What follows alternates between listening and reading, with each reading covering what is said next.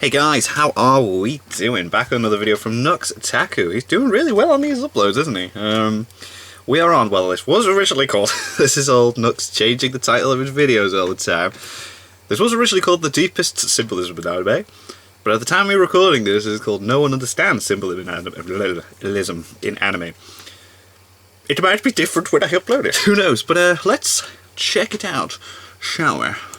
Anime is truly an incredible medium. It's a medium Yes, where I like to think shampoo? imagination comes to life, and it can tell a story different than almost any other expression of media, which is just Totally one of the agree with that million one. reasons why I really genuinely have a love for Anime, Now, yep. I feel like anime does many things in general right that just hits harder than almost anywhere else, whether it's emotional storytelling. Yeah, because people just go, oh, isn't anime just Japanese cartoons? It's like, you're not wrong, but there are certain tropes and storytelling things that only anime really do. Many anime have deep philosophical messages, and many have interesting metaphors. Common examples of this are shows like Code Geass, Gurren Lagann, Fate Zero, Oh my and even God. lighthearted comedies like One Punch Man, believe it or not, has a layer of depth to it that you I almost still don't see need to anywhere check else. that video Today, I'm not out. going to be covering any of that in particular. Today, I want to talk about symbolism in anime. Cool. This isn't necessarily philosophy or interesting ideologies, but symbolism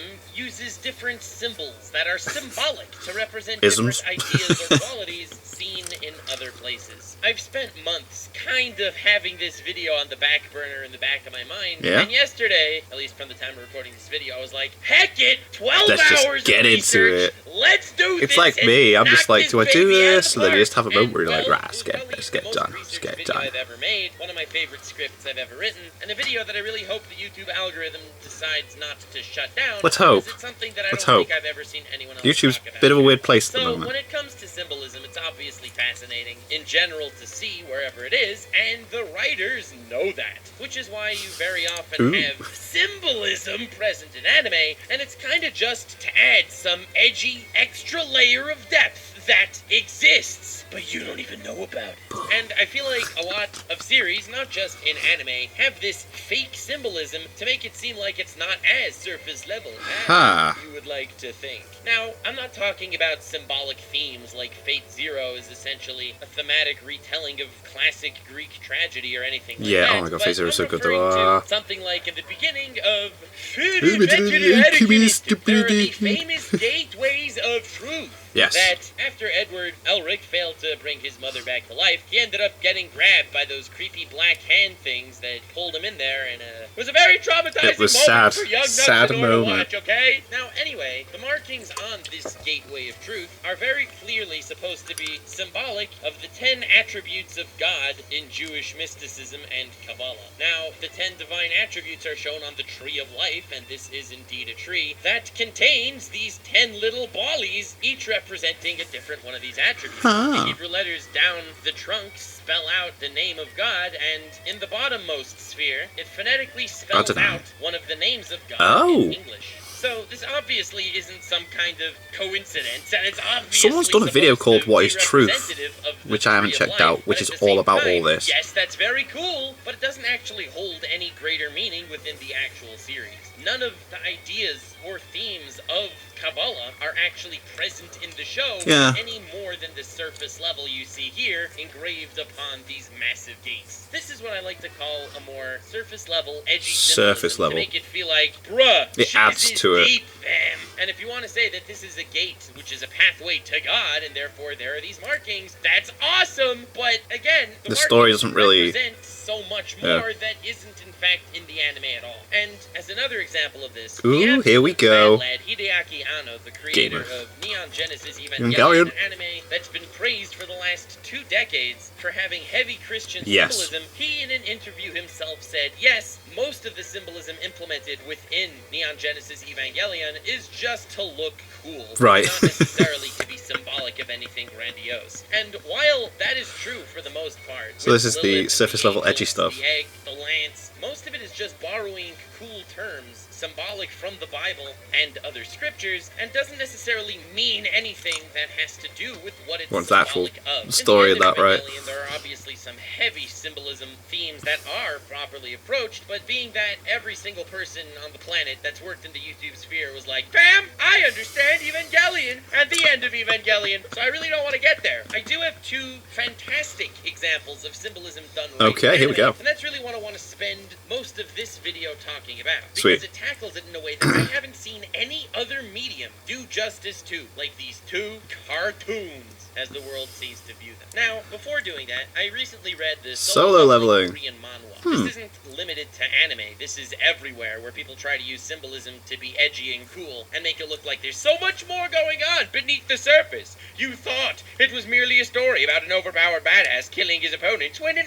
actuality, yeah, that's exactly it. So, in Right. the first dungeon that we enter and they get trapped, these massive tablet things pop out of the ground with Hebrew writing on them, and of course, they don't necessarily acknowledge the writing as Hebrew. In the actual canon, they say, oh my goodness, it's the legendary texts of the Pantheon! Right. Whatever the hell that means. And then they explain it to be the commandments. Commandment 1, obey the Lord. Commandment Right, 2, okay. and so on and so forth. If you want to say that, well, the reason why it was tablets, and it was in Hebrew, it's because it was symbolic of the Ten Commandments, which were written in Hebrew On upon tablets. Right, yeah. But the reason why that's clearly not the case in this scenario is A, it wasn't the commandments that were written on this massive tablet, and B, if you actually translate the Hebrew on that tablet, it's referring to the passage in the Bible where Moses' sister got leprosy, and it has nothing to do with the Ten Commandments at all. Oh, wow, okay. Anything remotely relevant to the dungeon that they are currently trapped in. Huh. That's another case of purely for the sake of being edgy. Wow, It's yeah, that cool is, and like, what's- fly. why? You don't actually have to take anything past the surface level. A lot of people say that the Tower of God from the Tower of God manhwa is representative of the Tower of Babel and is symbolic to it due to the very Renaissance-style artistry of the tower, which looks a lot like the Renaissance-style artistry of the Tower of Babel. But again, they serve two completely different Okay, here we go. purposes. The Tower of God is the entire world within that given story, and as they climb it, they get higher, they can get wishes granted, but the Tower of Babel in the actual Bible refers to a tower that's built as high as the heavens so that they could rebel against God. Like the opposite of a tower of God. Yeah, That's what I mean okay. by fake symbolism. It's cool, it's nice to see, it adds a bit of a But it doesn't twang, really but it's serve not a necessarily major purpose. symbolic Yeah. of the deeper themes than anything on the surface level. Now, the two anime that I would like to be talking about, which actually tackle symbolism and do it really freaking well, I think are potentially a little bit going to blow your mind. Right, okay, here we go. Being a little less sarcastic in this video because, like, I spent a freak ton of hours working on it, and I really wanted to get it to look good, and I really don't want YouTube to kill it, so please leave a like and subscribe if you're interested in The link to the video will be in the content, description. and, Go there and leave a like amazing, for the and I original don't video. mind calling out BS if I see it, but here's some cool shit you probably never thought of before. So the first anime that I Death want to Note, talk about, okay. and the lesser of the two as far as symbolism goes, Hell is yes. Death Note. Death Note is an extremely well done anime and manga series that I think It's every incredible. anime fan has watched. Yes. It's an anime that It's a gateway hailed as anime, one of man. the greats, and an anime that can get an older demographic actually invested in what anime could Yep. be. It's brilliant from Totally a agree with writing that. standpoint, and the deeper philosophical themes of what makes justice is fantastic. But one thing that most people don't actually talk about is the fact that the symbolism within Death Note is also amazing. Yes, the amazing dichotomy between light and hell, the fascinating ideologies flung around, the thrilling cat and mouse mind game between these two intellectuals Are incredible. over the span of 25 episodes straight. It's all amazing and it's all there, and I love Death Note. But on a deeper, more symbolic level, there's so much there that is honestly overlooked. So, if you look at the Death Note opening, it's kind of Oh the my God, it's blueprints to the symbolism full of within everything. the actual story. The way the opening ends is with the apple that plays a huge role in the opening as well as in the actual story. It flickers back and forth and eventually becomes the Death Note sitting on Light's desk. Mm-hmm. The reason why this is so great is because the apple in Christian symbolism is the epitome of what temptation is. It was Adam's sin, Okay, and yeah, it sweet. That's a was cool one. expelled I like from this. Paradise. So, in the beginning of the opening, He's and it's offering on the it. screen to like half the episodes in the series, you have Michelangelo's creation of Adam Renaissance art, but instead of with an image of God and Adam, you got an Real image of passing Ryuk on and temptation Light to ending light. I Adam. like it. Ryuk is handing him this apple, which represents the temptation, which ends up being That's his class. crippling wound throughout the series. As we know, Light really starts off as a genuinely good dude. He starts off saying this world is rotten, there's a hell of a lot of crap flying around, and I want to be the one to deal with it. I would like to help, but there's nothing I can do. He eventually gets the Death Note and realizes, damn, there is something I can do! And he really works on it in the beginning. Eventually, he clearly becomes power-hungry and develops a god complex. Oh my god, he gets so, like, taken in by it. His very undoing. The apple, being the Death Note, which was his temptation, became his lust for power. Originally, he was actually acting in the way he saw fit, in a way that he thought was just. But once he became completely addicted to the power of the Death Note, and the temptation was too strong, he ended up succumbing to that temptation. Now, a reason for this interpretation is pretty clear. In middle of the Death Note anime, he ends up erasing his memories at one point to fool L, and when he does that, he ends up working with L, trying his hardest to track down the Death Note. Yeah, so it proves that, like, without that temptation, if he actually believed that the Death Note and Kira was committing justice, why would he work with L trying to capture him just because he forgot his memory? That's very true. Because he was in the position of power that ended up causing him to be so tempted, it blinded him from what justice truly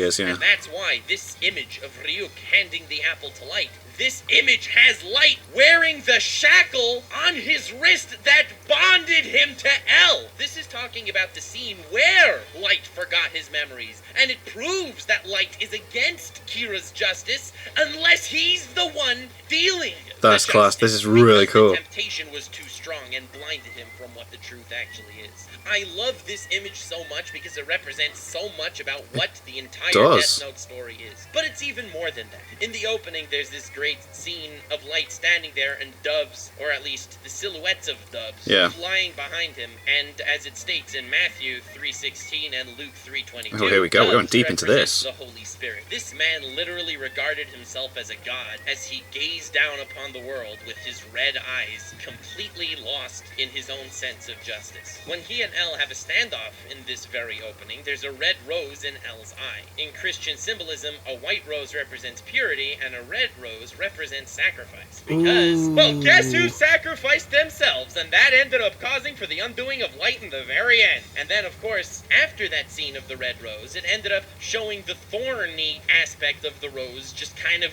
blossoming out, and the crown of thorns was used by the captors of Jesus to mock his authority, and it would be the pain on his way to his crucifixion, which literally is what ended up happening. Oh my god, damn, this is like some in-depth look into Death Note. I love it, nice. Fantastic symbolism of Death Note that we all know and we all love, and it was probably the background image to so many of our desktops when our angsty teen selves watched Death Note and freaking lost our minds over it. This image of Light at the very end of the opening, standing triumphant. Look how angelic he's looking. Angel where he is blocking the face of that angel. Now, unlike the scene of the creation of Adam, which was one of Michelangelo's pieces, this doesn't necessarily represent anything in the Renaissance era as far as art goes. But it is an angel with wings that are becoming black as they stretch out, very likely representing and being symbolic of Lucifer, an angel who rebelled against God in Christian theology, and he ended up becoming a fallen angel. A lot of that is very reminiscent of what ended up happening with Light. I mean, he got his power from God. He kind of rebelled against the whole idea, using the Death Note as much as he did. I mean, the symbolism's pretty straightforward, that's pretty right? strong but symbolism, you want to know what's even freakier? Lucifer in Latin is literally translated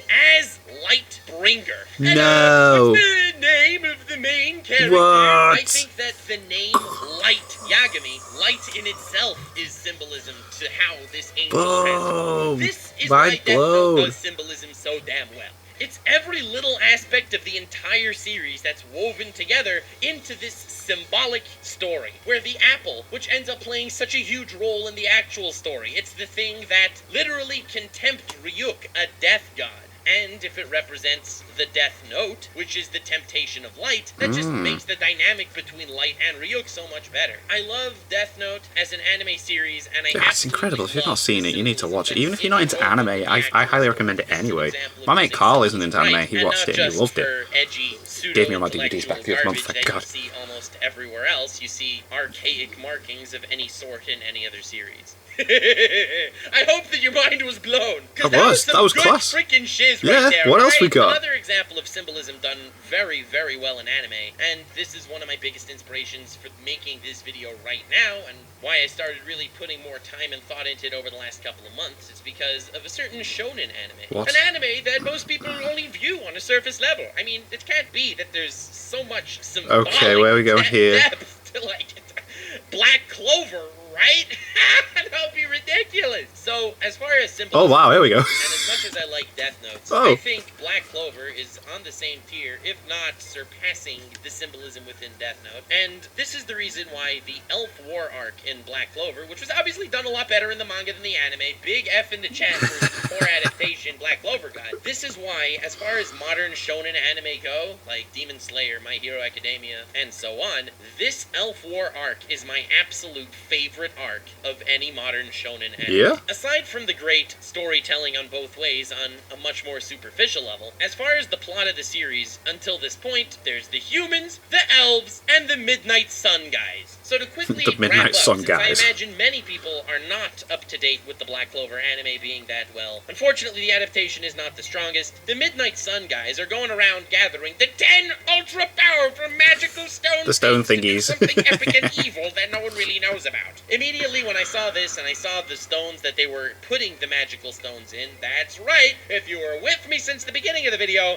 that's the Tree of Life in Jewish mysticism and Damn. Kabbalah, with the 10 Cool. stones representing the 10 attributes of God. Now, again, the moment this was introduced, I kind of gave a sigh because I don't like pseudo-intellectualism. It's just something Right, that so you were always thinking, bothered ugh, me. they're just And using I this thought for, that they like, would never, no ever reason. take this to any layer deeper than, well, these markings are in this really cool symbolic So looking we'll use thingo. it to make But it look in actuality, cool. I was wrong. It ended up becoming a story that, aside from on the surface level being great, symbolically, it did a phenomenal job telling a story that I don't think any other shonen anime or any other fictional piece I've ever seen or read actually took care to represent such a powerful symbolic formula all the way through every overarching theme of the entire Elf War. So, it's known in past history that there were the humans and the elves, and the elves were beloved people chosen by Mana, and they were much more powerful mages than the humans, which caused the humans to end up getting very jealous. Yeah, it's like, Jealous wow, we and gotta get rid of these. scared. If these elves would ever rebel against them, even though they were friends at this point, the elves But what would if? really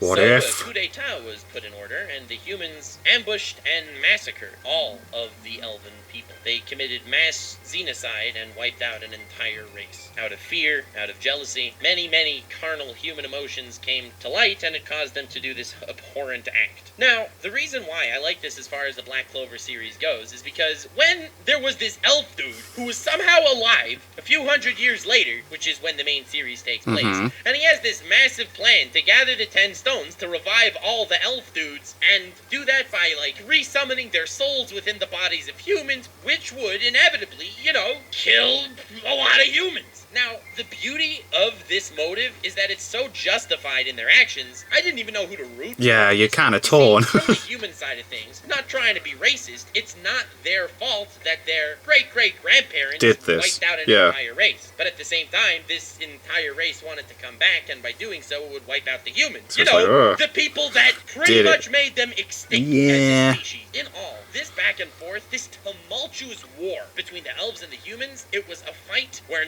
no side was in the wrong. On the surface level, this is amazing character writing, this is amazing story writing, because in the end of the day, I don't like villains who are evil for the sake of being evil. Being evil, for the yeah, sake it's like, of the but world, if and they've then got a having motive. where the motives of the villains are so justified, it's in fact putting them on a level playing field to the humans that they're Yep. fighting against. That's class. True Asta and everyone in his generation Always makes it more did nothing interesting. wrong, but you know what? Neither did the elves. So immediately, before this war even Crap. really started, it's telling a tragic tale where just desserts would not be served. There's no way for a happy ending. If the humans win and the elves are all wiped out, well then the poor elves were all massacred. And if the elves win and the humans There's are all no happy wiped ending there, out, because all these of amazing that. people that we've grown to know over the last 100 episodes are all killed out for no reason. They didn't do anything wrong. It's an amazing dilemma, and it was one that I did not foresee how Black Clover was actually gonna write themselves out of it. I was always Black Clover's been skeptical very back surprising, then, hasn't it? thinking that, Everyone Black started Clover's off just gonna have the proper humans pooping win, all and over it it'll when be it first came amazing, out. but the poor elves! And Black Clover blew blew my mind.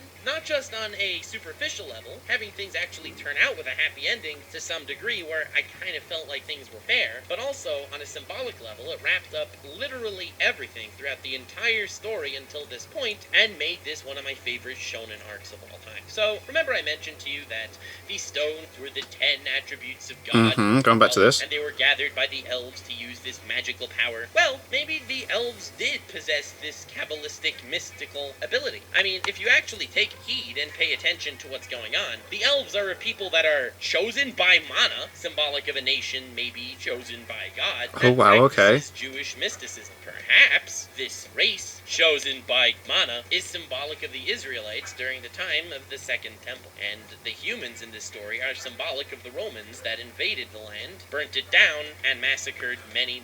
Wow, okay. I mean, if you look at the names of many of the prominent characters on the human side, oh, okay, you got here we names like Nero, which was the name of a Roman emperor. You got Julius, of course, which was the name Julius of a Caesar. Roman emperor. So as far as symbolism goes, it's painting a really clear picture that this is the Roman side, that's the Israelite side. They came in and massacred them, and the people chosen by mana are symbolic of the people that were the chosen people. So immediately, I love symbolism that actually fits, or does it? Once again, how are you going to get your happy ending in this, shonen story that's primarily made for people between the ages of 13 and 17? This demographic doesn't want to learn about 2,000-year-old history, and that's where the beautiful, massive plot twist comes in. The devil. So, it's revealed in the Black Clover series, and it kind of came out of nowhere, so I was immediately like, bruh, is this a Black Zetsu moment happening right now? But it really wasn't. It was foreshadowed that there was another force at play for a long time, so it didn't feel out of place. Well, the swords and everything that Asta's got. Was so utterly terrifying, it amplified any feeling of dismay you may have had from any other individual throughout the entire series. Now, the beauty of the devil being a character introduced to the story is because he explains that, yeah, the humans didn't just wake up on the wrong side of the bed one day and decide to massacre the elves. It was because this devil was whispering in their ears, and the devil was feeding them concerns that they ended up taking this course. What if they become stronger and wipe you out? And they would have to repent for their actions. In the end of the day, their free will, it was very influenced by this devil whispering into their ears for the last 2,000 years, leading him up until this point. Now, according to the Talmud, while it's true that the Romans ended up coming in and destroying the Second Temple, and while it views them from the light of being a dick move, as it were, it did not remove the blame from the Israelites either. It said that the reason why God set up that the temple would be destroyed and the Romans were the messenger of this divine commandment was because of sin. It was because the Israelites were not doing their job properly at that point. Now, what does sin have to do with anything? Well, according to the Talmud, everyone is created with free will. We have the ability to do whatever we want, but we also have this thing called the Satan that lingers around all of us, trying to give us bad advice, telling us to do sins and do bad stuff. And while we have free will to deny listening, if he ends up ensnaring us and we end up doing these sins, punishment can be given because of those actions. So while free will is still given punishment, in the end of the day, it was due to the seduction of Satan that caused this to happen. So, if there's really one entity that is to blame for literally every wrong ever on a less linear basis, it is the actual devil. The antagonist to Black Clover! That's why this arc is so good!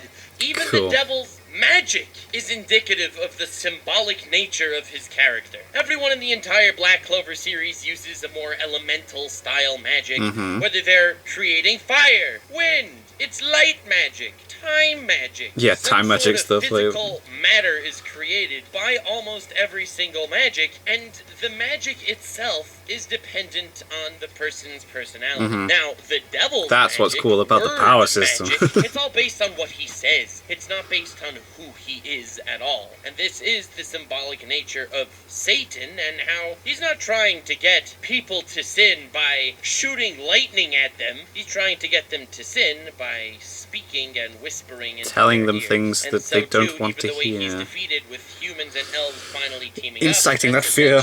Burying the hatchet. This generation is plagued by the sins. I love this video. It's been ages since I've watched the Nux Taku video that goes so in depth into stuff. Killed out so many of each other's species, the devil's gonna try to twist that into them hating each other and continuing to sin. But being that people, at the end of the day, despite the temptations of the devil, have free will, they can personally decide to Yeah, they can just say no. No, don't want to do those bad things. So much in the past. The symbolism fits from A to Z. That's class. It wasn't some cop-out to give us some kind of half-assed, decent answer to the moral conundrum of what are we going to do about the humans versus the elves when they're both kind of in the right. They introduced a villain that not only was foreshadowed in the actual series, but it was a villain that symbolically makes sense to exist. It was That's due brilliant. Black to Clover's the good, isn't seduction it? of this devil that was around 2,000 years ago when the elves were killed out.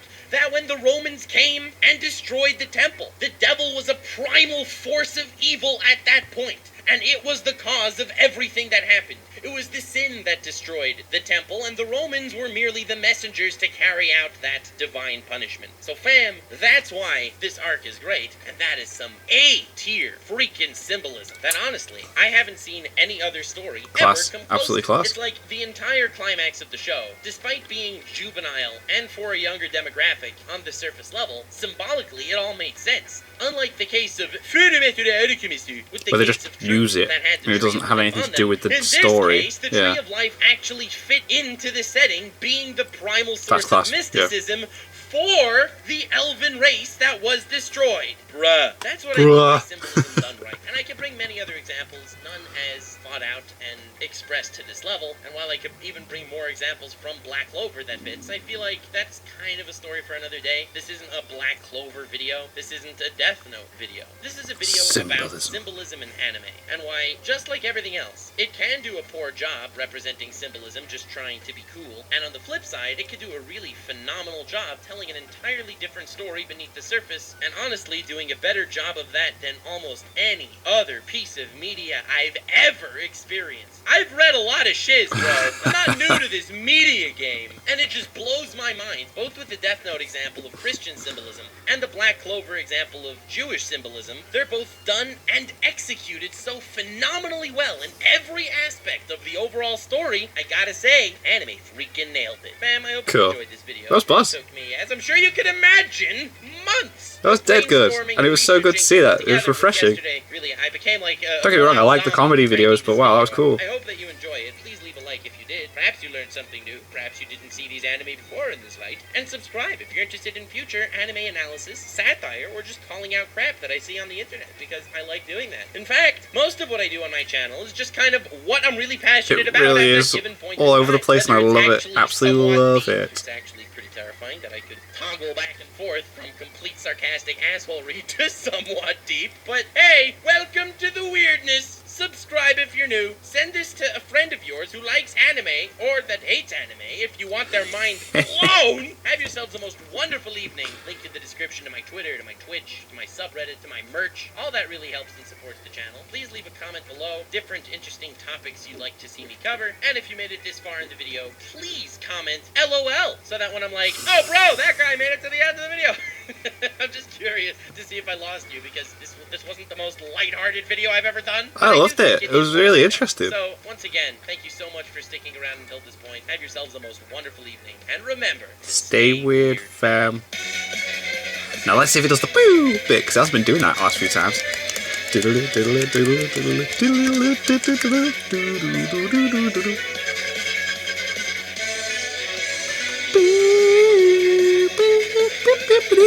Right, we're ready. Hey, we got it. That was really interesting. I really liked that. And I like that Nux can just do like comedy stuff, satirical stuff, and mix and match it all over the place, and it's all good content. So that was really nice breath of fresh air. Everything's been so sarcastic and funny recently, and then that was just like, bam, that was awesome. So yeah, thank you guys very much for watching. What do you guys think of that? What do you guys think of this? Click like, subscribe if you haven't already, leave comments down below. Let me know what I should watch and discuss in future videos, and I'll see you guys, yes, all you guys, next time.